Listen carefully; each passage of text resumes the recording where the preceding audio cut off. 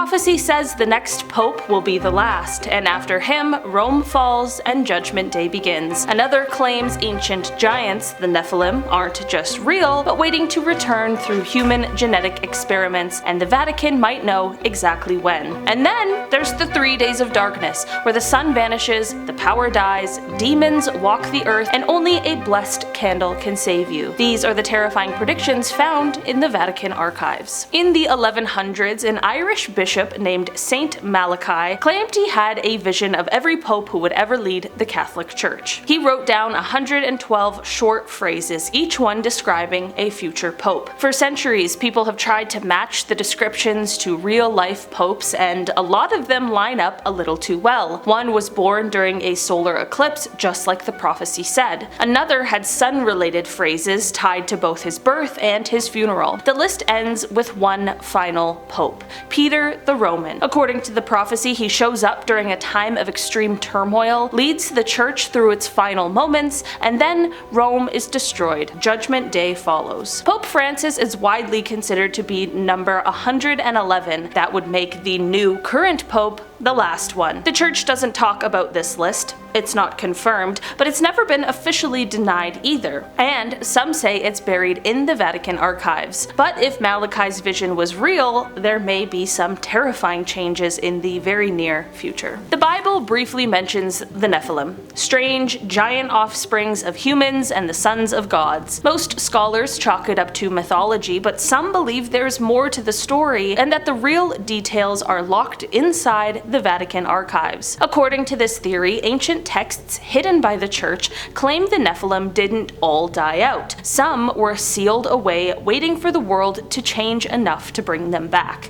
Not through magic, but through science. Once humanity started editing DNA, creating hybrids, and breaking the natural order, the door would open again. Supporters of this theory will talk about stories of giant skeletons found and quickly lost, like the giant bones supposedly found in the Lovelock Cave. We've done videos about that on the channel before. They'll also talk about rumors of deep tunnels beneath the Vatican itself. Some even believe the church has known for centuries that the return of the Nephilim wouldn't be some fantasy scenario, that it would come as a byproduct of technology instead. This next one keeps resurfacing, especially when the world feels unstable. It is called the 3 Days of Darkness. Versions of it show up in Catholic mystic writings going back hundreds of years, and some believe the real details, the ones that are too intense for the public to see, are kept hidden in the Vatican Archives. According to the prophecy, there will be 3 full days where the sun doesn't rise. The sky goes completely black, no power, no light except for one source: blessed candles. Everything else will be dead. Batteries won't work, generators won't turn on, and during those days it's said that demons will roam the earth. You may hear voices outside, people you know begging you to open the door,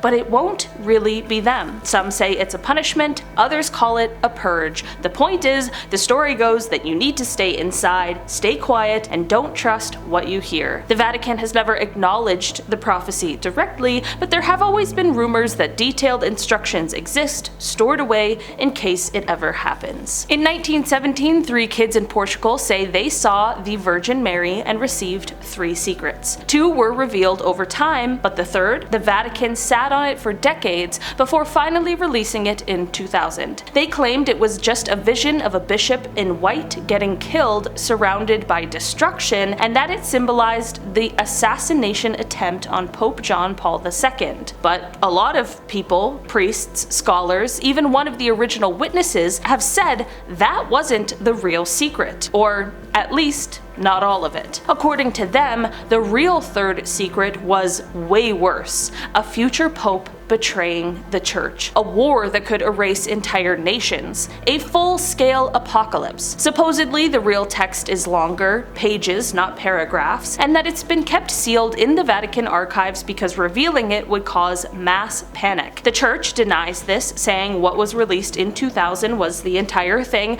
but for some, that's only made the speculation worse. In 1884, Pope Leo XIII supposedly had a terrifying vision right after finishing Mass. Mass. According to accounts, he suddenly froze, turned pale, and stared off into nothing for several minutes. When he finally snapped out of it, he rushed to his office and wrote a prayer to Saint Michael the Archangel, one that sounded more like an exorcism than a normal Catholic prayer. The story goes that he overheard a conversation between God and Satan. In it, Satan told God he could destroy the church if he had enough time and power. God gave him 100 years to try. No exact date is given, but people have connected this to all kinds of things. The rise of communism, the 2 world wars, the SA scandals, the decline in church attendance. Some believe the full details of Leo's vision, including dates, warnings, and signs, were written down and hidden in the Vatican Archives. A lot of people think the Vatican's secret archives are just a dusty vault full of old scrolls and letters, but there is a theory that the church has been secretly building something much bigger, something like a global catastrophe archive.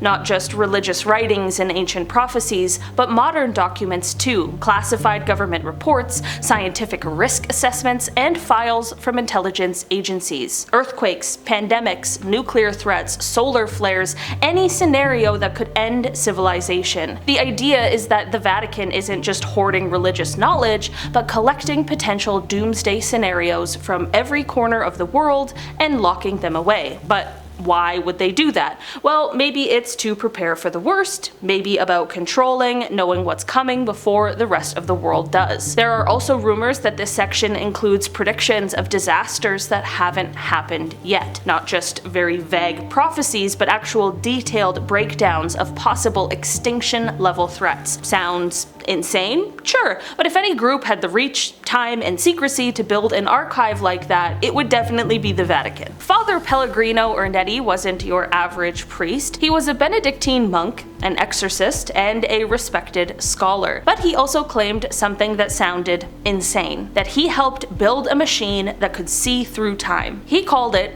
the Chronovisor. According to Ernetti, the device could tune into energy traces from the past, basically allowing you to watch history as it happened. He claimed to have seen lost plays from ancient Rome, and of course, the crucifixion of Jesus. He wasn't working alone. He said scientists like Enrico Fermi and Werner von Braun helped build it. The story goes that once the Vatican realized what the Chronovisor could do, it was taken and locked away. Interesting. Some believe the machine still exists, hidden deep in the Vatican archives. Others think this whole story is just like a ridiculous conspiracy theory with little to no historical accuracy, but let's just imagine Ernetti was telling the truth. If there's even a slim chance this story is true, the church may be sitting on an incredible piece of technology. If the Chronovisor was real and you had your hands on it, what would you look at first? Let me know. I really want to know, okay? There's a theory that deep inside the Vatican archives is a collection of books the church didn't just disagree with, they were actually scared of them. A hidden section full of banned books, stuff that goes directly against church teachings. That includes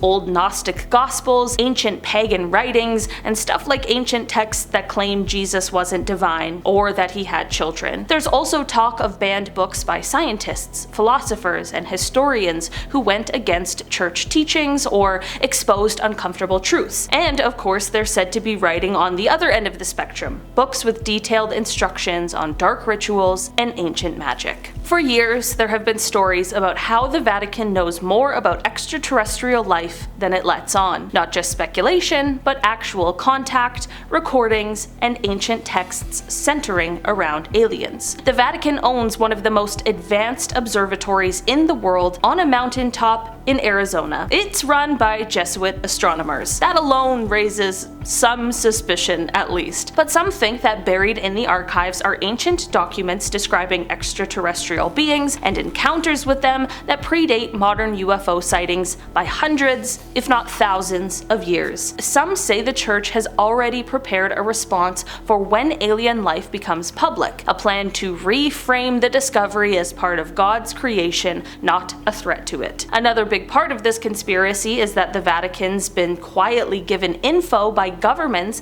about UFOs and contact with aliens, and just has stayed quiet about it. One prediction has nothing to do with fire from the sky or some world-ending disaster. The Great Apostasy is the idea that the collapse of the church won't come from outside forces, but from within. That leaders will stop believing but keep performing the rituals like actors in a play, and that eventually traditions will start to fade away until they're just a thing of the past. Some believe early church figures saw this coming, that letters and warnings were written and hidden away, documents saying that in the final days the church would still exist on the surface, but that spirituality would become an empty shell. Some have pointed to modern scandals, political distractions, and a growing sense that something is just off, that the foundation is still there, but the spirit is gone. If those archived warnings exist, they've stayed buried for a reason. Alright guys, that has been our list for today. Thanks so much for checking it out. I've been your host today, Livy Kozlovsky, and I will see you again soon. Bye!